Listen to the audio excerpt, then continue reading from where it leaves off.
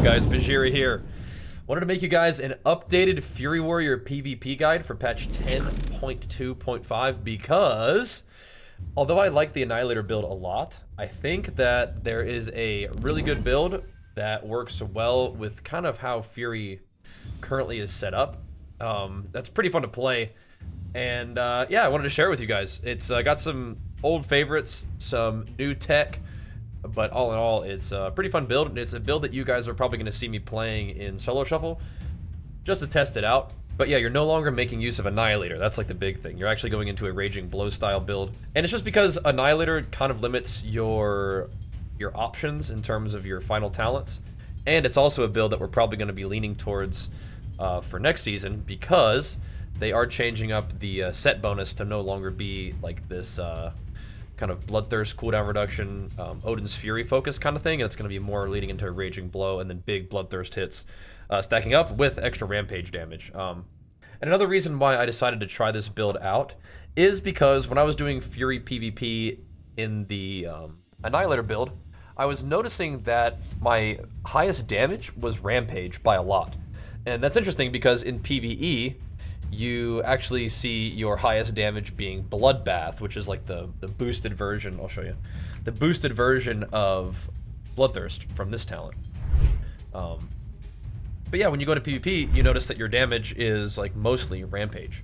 So as a result, like, okay, we should probably play a build that focuses on Rampage damage, and one of the main ways that you stack Rampage damage with this little talent right here called Slaughtering Strikes. Raging Blow causes every strike of your next Rampage to deal an additional 20% damage, stack up to 5 times. So you're obviously playing Raging Blow because Annihilator only stacks it up to 5 times, and it makes, only stacks it up to 2% damage per stack. So it's either 100% extra damage on Rampage or 10% extra damage on Rampage. And it's like, well, if Rampage is my main source of damage, we probably want to buff that more than 10%. 100% is better than 10% in this case, so we're going to do that. But yeah, I guess I can walk you through the talents and whatnot, but yeah, and of course, if you're going to be making use of Slaughtering Strikes, it's really nice to have something that stacks Slaughtering Strikes really fast, like Onslaught with Tenderize. So let's walk you through the full talent thing. I'm pretty sure that the left side of the tree doesn't really change at all. I may, every once in a while, switch out Fast Footwork for Frothing Berserker and probably move Honed Reflexes into Wrecking Throw if I'm fighting Warlocks and I want Wrecking Throw. You can also move Fast Footwork into really anything. Like, look, these are your options, right? This talent is also kind of a flex talent. So you could go into more Rage if you wanted to, just to maybe get, a little bit more Rampages, potentially. But not really that many more, right? Because it's, as long as you're not overcapping your Rage, that's the only thing. Like, if you end up overcapping your Rage, then yeah, that's good. But if not, it's not that good. You could go into Shorter Pummel cooldown. You could go into Sidearm for just extra damage, but I'm just gonna put one in Fast Footwork to run faster. Fury runs fast when enraged, and it gets like super buffed up too, with movement speed from enrage. So that's kind of a fun one. But anyway, this is all pretty much the same. Going into this for Shockwave, good old Dragon Roar, the standard. So this is what you're looking at for this side. This is where the changes come from the Annihilator build, right? You are pretty much still actually taking a ton of stuff in this side of the tree. You're not taking, at least I didn't take 2 points here, and you're not taking these sort of storms into Annihilator. You are still taking 2 out of 2 in Deft Experience though, because you still want to be spamming Bloodthirst to try to make your Odin's Fury cooldown come back up faster. But one of the interesting things about Odin's Fury is you can play really either one. I've been experimenting with Dancing Blades. I think Dancing Blades makes a lot of sense for Annihilator because it's buffing your auto attack damage and auto attack speed, and Annihilator, is something that also buffs your auto attacks. So it makes sense, but because we're playing Onslaught, it's kind of an on-demand way to make sure that you're enraged on a 14-second cooldown. And as a result, you don't necessarily need to be guaranteed an enrage, which Titanic Rage does for you. The 10% damage on Odin's Fury is really nice. It's really nice, but so is auto attack damage. It could be a situation where, like, if you want to be super like 5-head about it, you could do this when you're gonna have uptime on a target, this when you're not, so burst versus consistent damage. But it also grants you the stacks of Whirlwind, which we're not even playing. We're not even bothering with this talent because this is like a super single target build. You're kind of training a target to the dirt with this one, but swapping isn't really that hard to do. because you're not playing Annihilator. And so you can still play Battle Trance and benefit from it, because it's really way easier to press Raging Blow like 2 times on a target than it is to get like 8 auto attacks on 1 target. And then like if you happen to switch to like a totem and you auto attack the totem, you lose all your Battle Trance stacks. It's kind of troll. But with this, you don't have to do that. You are going to lose like your haste stacks, but that's not really that big of a deal. That's only if you rampage a different target anyway. But yeah, so this talent breakdown, it looks very similar over here. You still want the crit, so you can reset your Bloodthirst, you know, or so you can reset your Odin's Fury cooldown, reduce the Odin's Fury cooldown with Bloodthirst crits. So I still like this. I still like all of these. Obviously, you know, Odin's Fury doing more damage, Thunderous Roar doing more damage, Gushing Wounds doing more damage. All that's good. But you are investing a little bit over here. You know, 1 into Raging Blow, Cruelty, and then I put 1 here. So you don't really need 3 stacks of Raging Blow, and you don't really need Raging Blow to be reset. You're just having Raging Blow as something that you can press in between Bloodthirsts. I mean, just to build rage and do damage, of course, but like the main thing is not playing Annihilator so you can get your Rampage damage like super stacked. That's the main thing. We are still playing Reckless Abandon into Unbridled Ferocity, but yeah, one of the big changes, aside from like this kind of stuff over here, and not playing some of this cleave stuff, is the Onslaught, which is a rage generator. It hits pretty dang hard, especially with all your cooldowns up. And then Tenderize makes Onslaught enrage you. It gives you 3 stacks of Slaughtering Strikes, and also makes enrage last 2 seconds longer. So it's like a 6-second enrage, which is really, really cool. Really, really nice. So I'm a big fan of Annihilator, but this build also feels really good. And I'll show you guys some macros to make it feel even better in a second. But in terms of PvP talents, you pretty much always want Slaughterhouse, unless you have like a super reliable Mortal Strike on your team. But I would still even play this in like solo shuffle, because look at everything that stacks it, right? Rampage, Onslaught, and Odin's Fury all stack it. So like during your burst, I mean, like Rampage is like a 4-hit thing, Onslaught is like probably like a 2-hit thing, and Odin's Fury hits for like tons of times, at least like twice, right? So you're gonna be getting these stacks up very, very quickly. I mean, all those might only like apply like 4 stacks, something like that. Who knows? But anyway, you can stack Slaughterhouse up pretty quick. It is kind of annoying when you're playing with like, you know, let's say, you know, your solo shuffle, you get queued up with like a Windwalker, right? And they hit the target. It puts a 25% Mortal Strike debuff on them.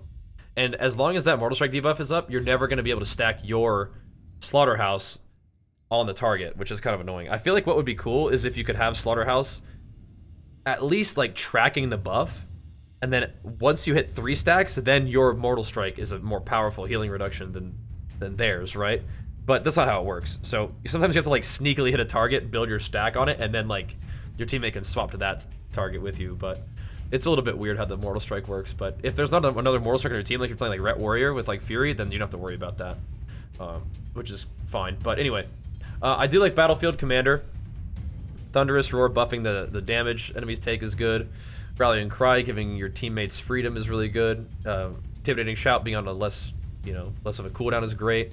I don't usually use Berserker Shout, but if you did, you know, it's a wider range, so it's easier to get your teammates out of fears. Roots with Piercing Howl and Battle Shout increases stamina too. Like, it's just really good. It's just good stuff. You don't have to play it, but I do like it.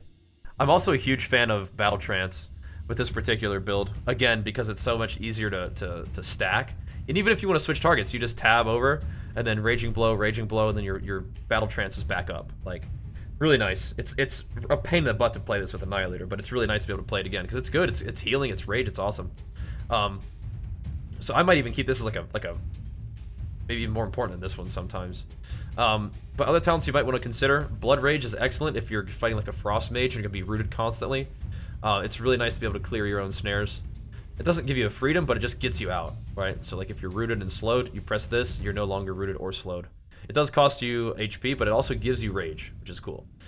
Enduring Rage it's a weird one, but it's also kind of nice. It's just weird. Like I still don't fully understand how it's supposed to work, but I think what's kind of cool about it is if like you're getting kited and you're getting slowed and rooted, you can proc Enrage, right? Which gives you damage reduction. It gives you like, you know, attack speed.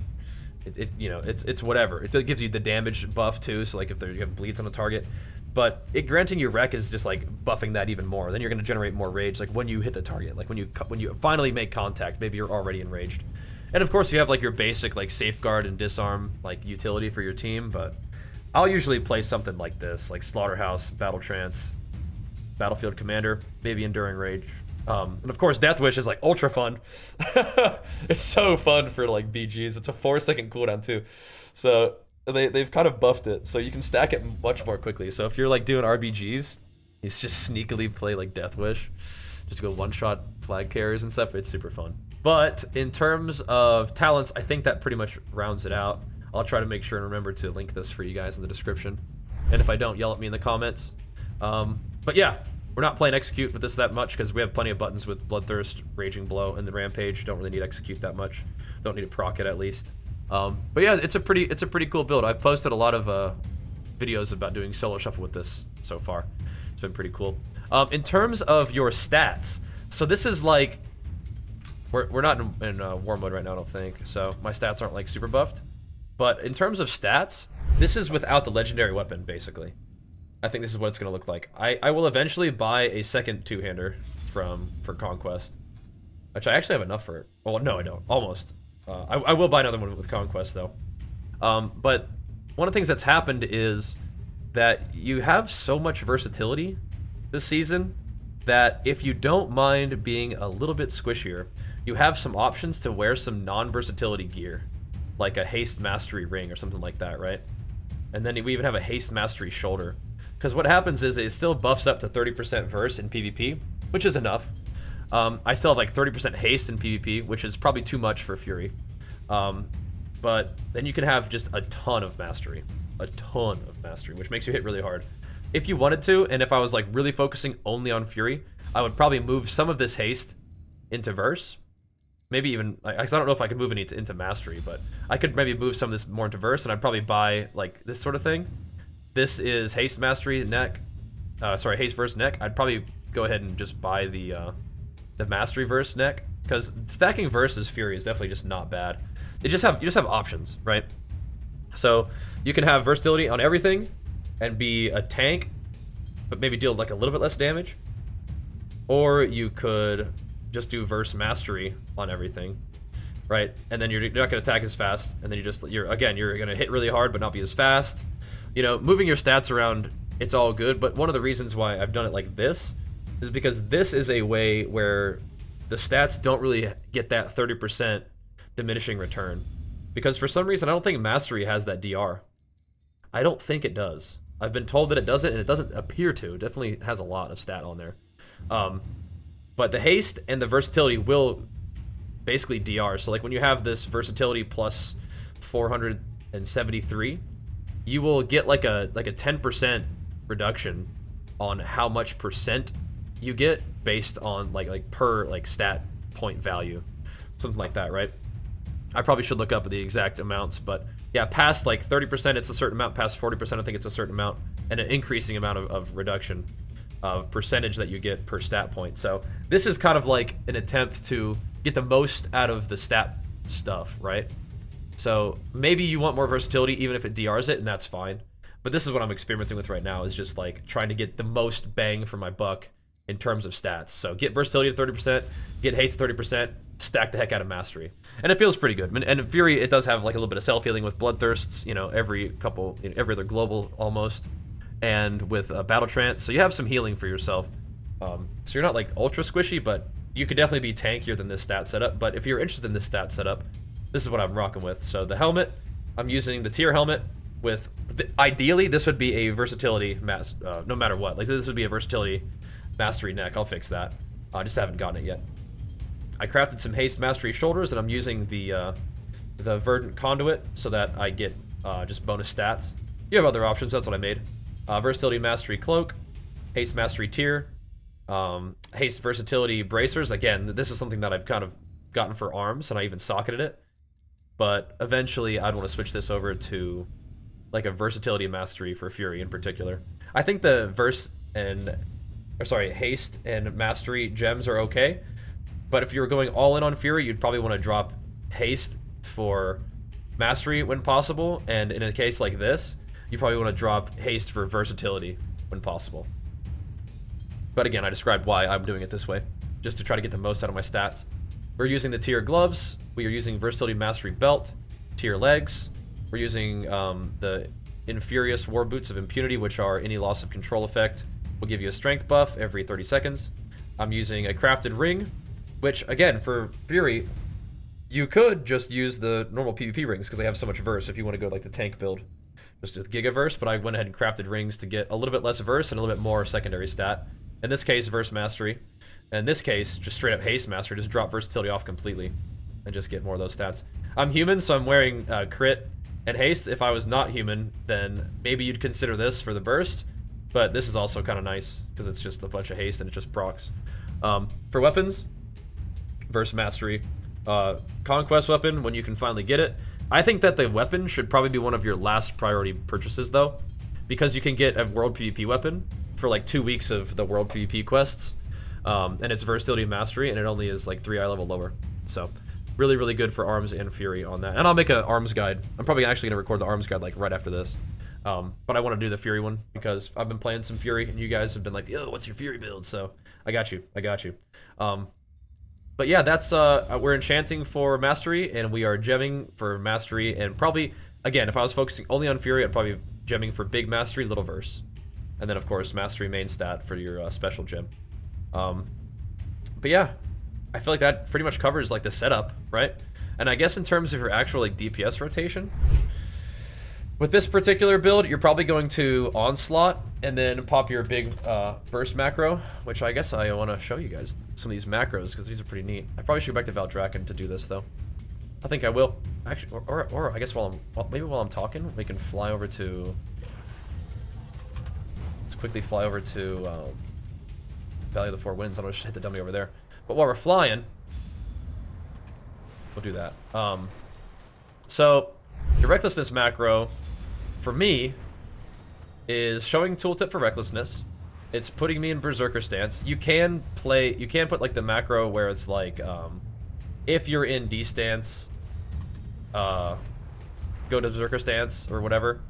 And if you're in berserker stance, just don't change stances at all. But this is fine. Just put you in berserker stance. This is also nice if you're like me and you switch between arms and fury and you forget to put a stance in at all. And this also just does it. But you can still do the same thing. You could have like a, if you're in D stance or no stance, go in berserker stance, but I'm not fussing with that. Anyway, it casts Wreck. It casts Rampage in a cast sequence. So it'll start with Rampage, then it'll cast Bloodthirst. So it'll cast, basically this whole button, the order doesn't really matter. But it'll cast Wreck, Avatar, so it'll do a big Odin's Fury, and then it'll cast Rampage as soon as I have enough rage, and then it'll cast a Bloodthirst. Just right after. It's like just a big pop of damage. For BGs, it's also activating Saltwater Potion. When I'm an Orc, it's activating Blood Fury.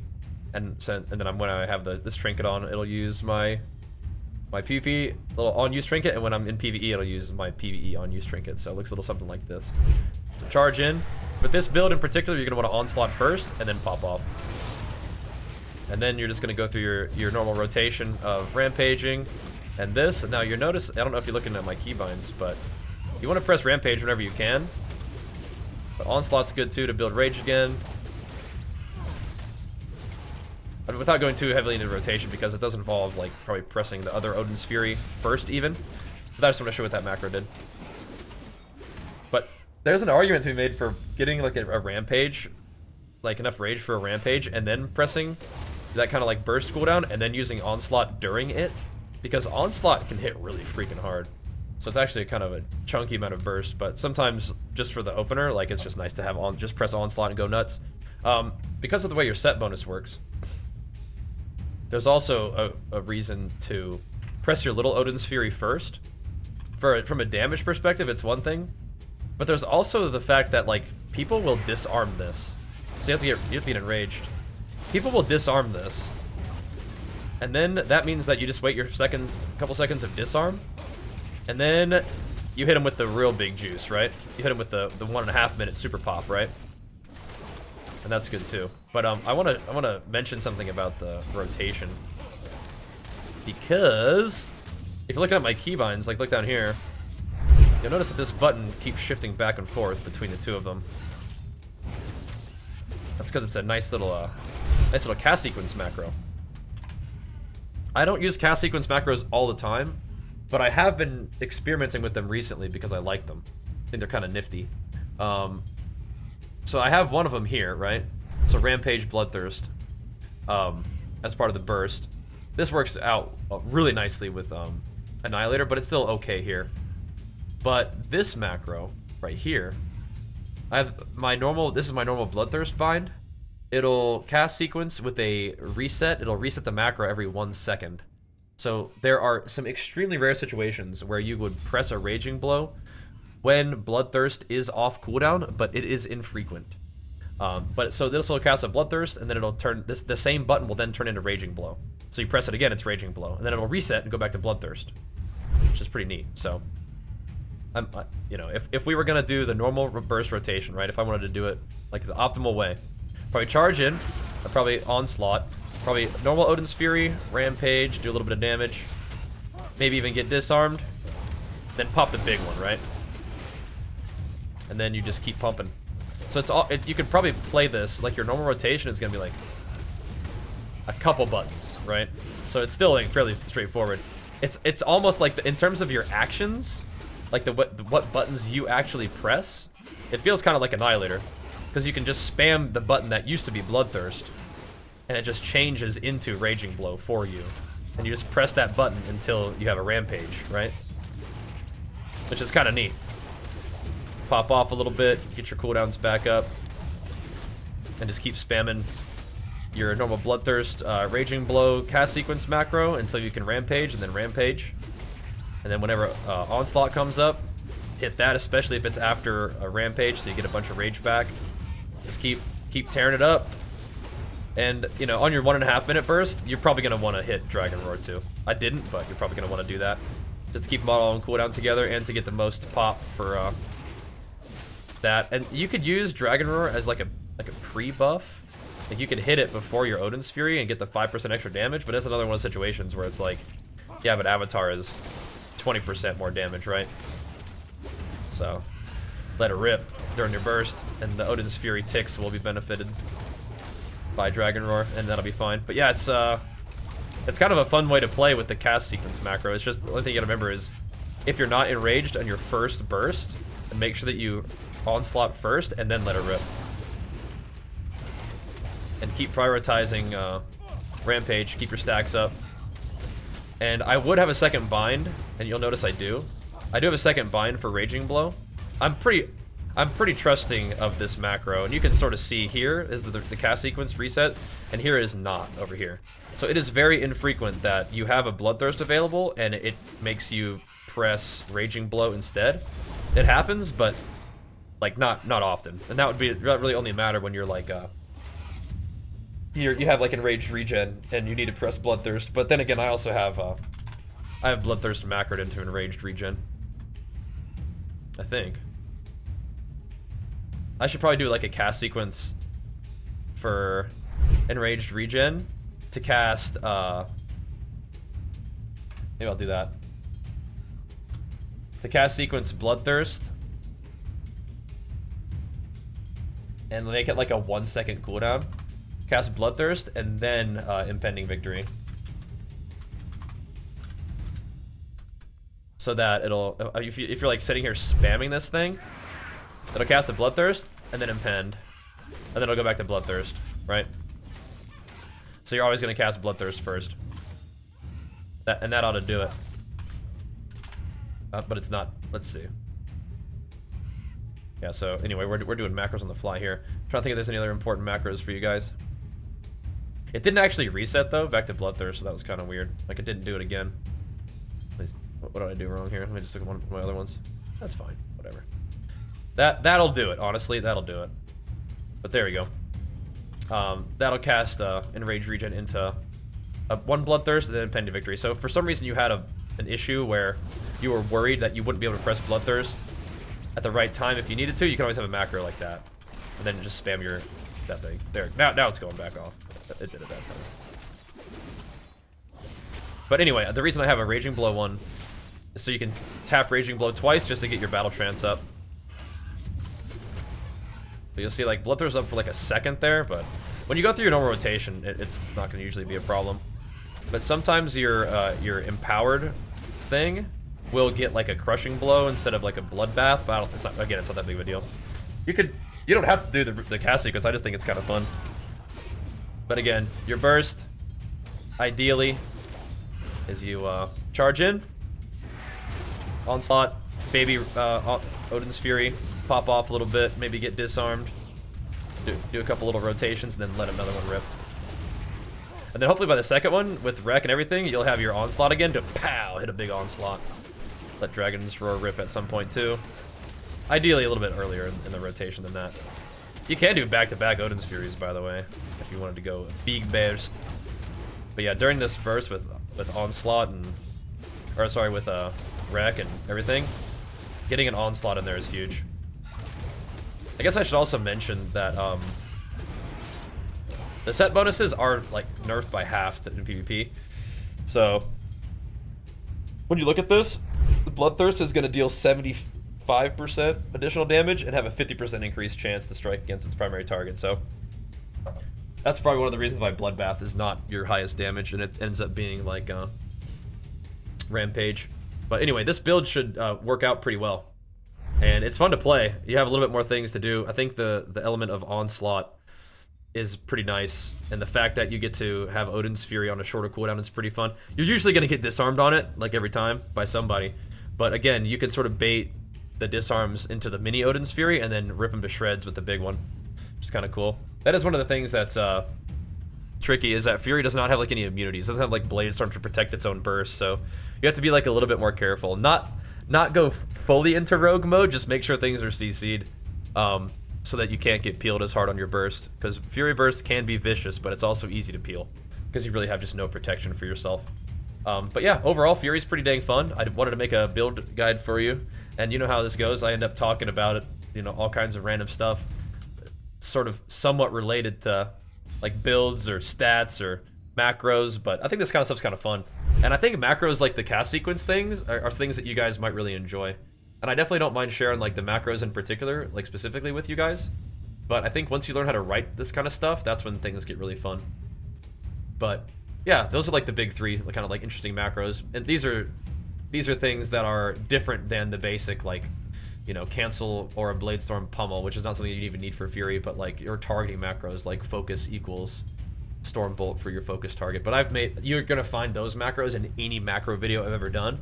This kind of stuff, like the cast sequence things, are things I really haven't messed around with too much. But I started to do it with arms, and now I've been doing it with Fury too, because it makes the rotation just feel really comfy. You just have one button to spam for rage generation, one button to spam for rage spending, and then you have like little cooldowns like Onslaught or Odin's Fury that are like just rotational things that you throw in the mix to, you know, deal more damage, generate some rage, stay enraged or whatever. But yeah, hopefully the talents, stats, macros, rotational discussion kind of help you get started with your Fury PvP adventures. You get in there and just pump people, go nuts, get your Death Wish stacks rolling and just hit it, go wild. Oh, it's a lot of fun. But anyway, thanks for watching. Hope you guys enjoyed. If it's helpful to you, make sure you give the video a nice big old thumbs up, leave me a comment, subscribe for more. I'm gonna record the arms guide real quick, and we'll keep the PvP content rolling. Thanks for watching, dudes. Peace.